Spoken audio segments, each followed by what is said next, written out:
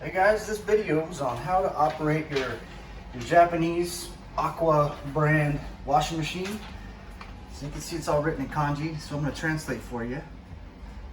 Okay, this button here, that's on and off. And then this is your start or pause button. And then this one here, so on and off, start and pause. This is your course selection, right? It'll you can set your standard, fast, or rinse. So messing with this, you can go up here. This is a standard wash, this top one. See, so I went ahead and turned it on just to kind of show you. We're not going to push start yet. We're going to do our course selection. So this standard wash, this is 35 minutes. Then this next one here, that's the that is the fast wash, like a small amount, so that's 25 minutes.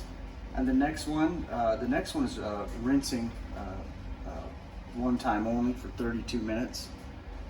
And then the next one right down there, that's the to change the default setting, and usually unnecessary. So you can either go 35 minutes, 25 minutes, or rinse. So I'm just going to do a fast load there.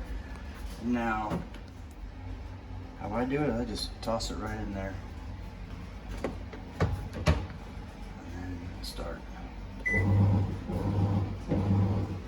These settings over here, no need to worry about those.